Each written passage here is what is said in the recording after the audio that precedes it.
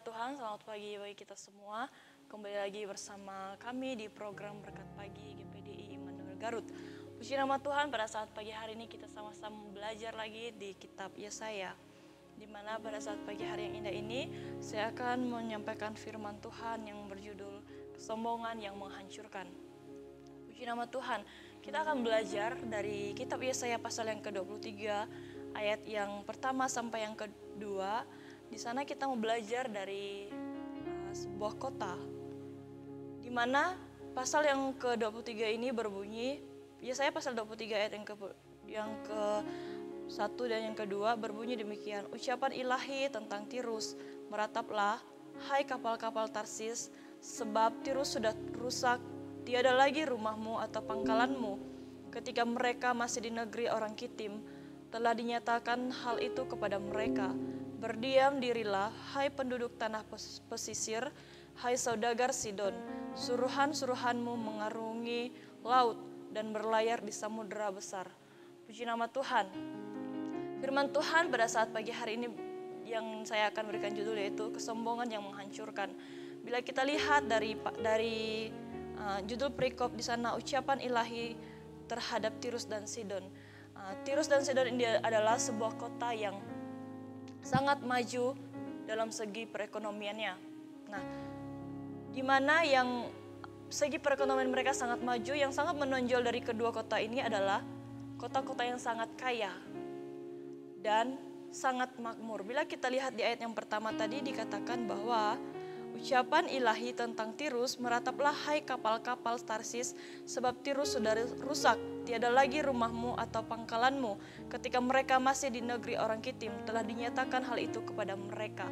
Nah, bila kita lihat dari ayat yang kita sudah baca, di sini mengatakan bahwa Tirus dan Sidon adalah kota yang sangat maju, kota yang kaya akan segi perekonomian mereka. Nah, Tirus maupun Sidon itu adalah daerah yang sangat kaya karena mereka berada di pesisir kota, pelabuhan, jalur perdagangan. Di ayat yang kedua tadi bagian yang ke B, suruhan-suruhanmu mengarungi laut dan berlayar di samudera besar. Nah, di ayat yang bagian A di sana berkata, berdiam dirilah hai penduduk tanah pesisir, hai saudagar Sidon.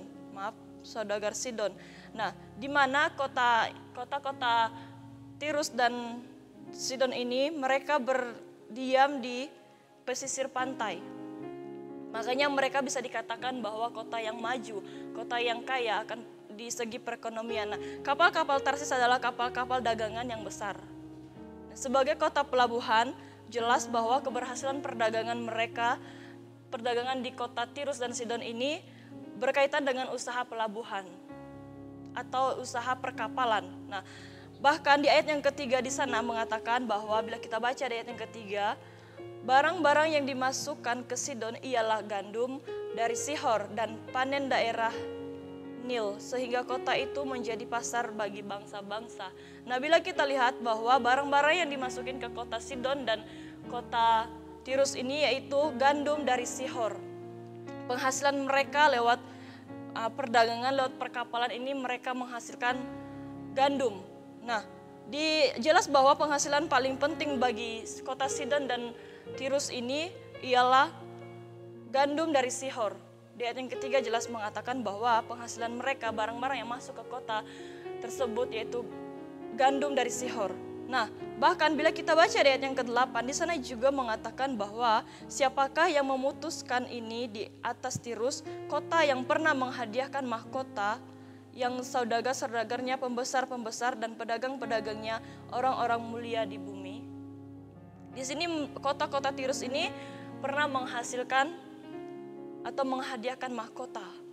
Karena apa? Karena mereka terkenal dengan kekayaan mereka lewat segi perekonomian mereka. Karena mereka berada di pesisir pantai, jadi usaha mereka itu bisa dikatakan lewat perkapalan. Karena mereka orang-orang yang terkaya. Nah, bahkan tampaknya ungkapan tersebut menunjukkan bahwa para saudagar Tirus yang sukses dihormati seperti para pembesar. Mereka sangat dihormati oleh orang-orang di sana. Mereka sangat dihargai karena mereka adalah orang-orang yang kaya raya, yang punya akan hal-hal yang seperti dalam perkapalan mereka memiliki banyak harta yang mereka punya. Nah, bahkan sekalipun kota Tirus adalah kota terkubu, yaitu kota yang pertahanannya kuat, penduduk kota Tirus ini tidak suka berperang. Mereka tidak suka berperang. Apa yang mereka lakukan?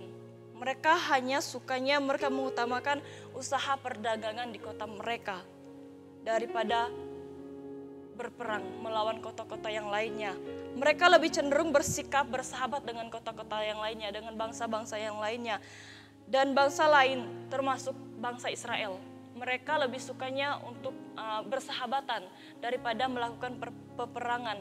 Mereka lebih sukanya membangun usaha daripada mereka berperang melawan bangsa Israel. Nah, bila kita baca dari pasal-pasal sebelumnya, di pasal yang ke-13, di sana juga berbicara tentang ucapan ilahi terhadap Babel, di mana bangsa Asyur dan bangsa Babel, mereka juga salah satu kota yang sangat sombong, sama seperti bangsa Tirus dan Sidon ini. Mereka adalah salah satu bangsa yang sombong. Bila kita baca di ayat yang ke-9, di sana mengatakan, Tuhan semesta alam yang telah memutuskannya untuk mematahkan kesombongan, untuk menghinakan segala yang permai dan semua orang mulia di bumi. Siapa yang bisa mematahkan kesombongan yang ada dalam diri, yang ada di kota Sidon dan kota Tirus tersebut kecuali Tuhan. Tuhan yang bisa mematahkan kesombongan yang mereka miliki. Mana mereka merasa mereka punya banyak harta, mereka punya penghasilan yang baik, perekonomian mereka yang sangat baik, mereka menyombongkan diri mereka. Bahkan di pasal yang ke-13 di sana mengatakan bahwa bangsa Asyur dan Babel juga menyombongkan kota mereka karena mereka berhasil atau mereka berkuasa secara militer. Begitu juga kota Sidon dan Tirus ini, mereka juga menyombongkan karena mereka kaya dalam segi perekonomian. Nah, kesombongan seringkali memisahkan sebuah relasi. Lewat kesombongan seringkali memecah belahkan hal-hal yang baik. Karena kesombongan membuat kita merasa lebih baik daripada orang lain. Merasa diri kita hebat, merasa diri kita bisa ini, bisa itu. Jadi kita bisa sombong. Paling bahaya terkadang manusia itu berani menyombongkan diri di hadapan Tuhan. Itu kesalahan yang paling fatal di hadapan Tuhan.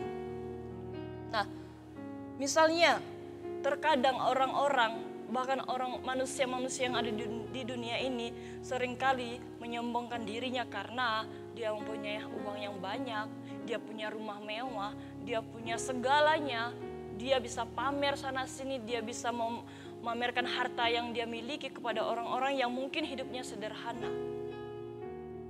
Yang paling fatal seperti saya katakan tadi, jangan pernah kita menyombongkan diri kita di hadapan Tuhan. Itu hal yang sangat kecil buat Tuhan, harta-harta benda yang ada di dunia ini. Harta yang kita punya, harta yang kita miliki itu hal-hal yang kecil. Bila kita menyombongkan diri kita dengan hal-hal seperti itu, dengan hal-hal duniawi, Tuhan bisa saja ambil sekejap. Buat apa kita menyombongkan diri kita? Buat apa kita merasa kita wow? Buat apa kita merasa kita bisa ini, bisa itu, kita jadi sombong? Ingat, jangan kita seperti kota Tirus dan Sidon ini. Karena mereka kaya dalam segi perekonomiannya, mereka bisa menyombongkan diri mereka. Saya yakin dan percaya kita sebagai orang-orang percaya, sebagai anak-anak Tuhan, punyalah roh yang mau tunduk, punyalah roh yang mau taat, punya roh kerendahan hati, bukan roh kesombongan. Karena lewat kesombongan bisa menghancurkan segalanya. Keakraban kita, dalam kekeluargaan, dalam persahabatan dan sebagainya, lewat kesombongan bisa semua itu hancur. Nah, oleh sebab itu, buanglah roh kesombongan dari dalam hidup kita. Ganti dengan roh kerendahan hati. Dimana saya masih ingat saya punya rekan hamba Tuhan juga, dia pernah berkata seperti ini. Dosa yang paling bahaya, dosa yang paling tidak disukai oleh Tuhan, yaitu dosa kesombongan. Kenapa saya berkata seperti itu? Kita tahu bersama bahwa kesombongan itu bisa menghancurkan segalanya. Contohnya saja, malaikat Tuhan yang bernama Lucifer. Lucifer itu adalah malaikat yang bisa ini, bisa itu. Namun saat dia menyombongkan diri, bahkan dia membandingkan dirinya, bahkan dia menyamakan dirinya dengan Tuhan, saat itulah Tuhan melemparkan dia ke dunia, ke bumi. Oleh sebab itu, jangan pernah kita menyimpan roh kesombongan dalam hidup kita. Nah, ciri-ciri orang yang sombong, yang pertama, ia suka pamer dengan apa yang ia miliki. Dia suka pamer dengan pencapaian, penghasilannya dalam pekerjaan. Dia punya mobil baru, seperti saya katakan tadi, dia punya mobil baru, punya rumah baru, sukses dalam pekerjaan dan sebagainya. Dia pamer kepada orang-orang yang mungkin menurut dia orang yang rendahan, orang yang tidak punya pekerjaan dan sebagainya. Dia menyombongkan diri. Bahkan yang kedua, selalu merasa benar. Dan yang ketiga, dia haus akan pujian. Hidupnya itu mau selalu dipuji terus. Dan yang terakhir itu, dia suka merendahkan orang lain. Karena apa? Karena dia merasa dirinya sombong. Oleh sebab itu, jangan pernah kita menaruh roh kesombongan dalam hidup kita. Mari kita patahkan roh kesombongan itu, kita gantikan dengan roh kerendahan hati. Bila kita lihat di ayat yang ke-9 tadi mengatakan bahwa Tuhan semesta alam yang telah memutuskannya untuk mematahkan kesombongan. Tuhan telah mematahkan kesombongan bagi kota Tirus dan Sidon ini. Oleh sebab itu kita sebagai anak-anak Tuhan, sebagai orang percaya, mari buang roh kesombongan dalam hidup kita, ganti dengan roh kerendahan hati. Puji nama Tuhan, inilah kebenaran firman Tuhan. Kiranya firman Tuhan dapat menjadi berkat bagi kehidupan kita. Dan kita menjadi orang-orang yang tidak sombong, menjadi orang-orang yang selalu rendah hati di hadapan Tuhan. Puji nama Tuhan, Immanuel, Allah beserta kita.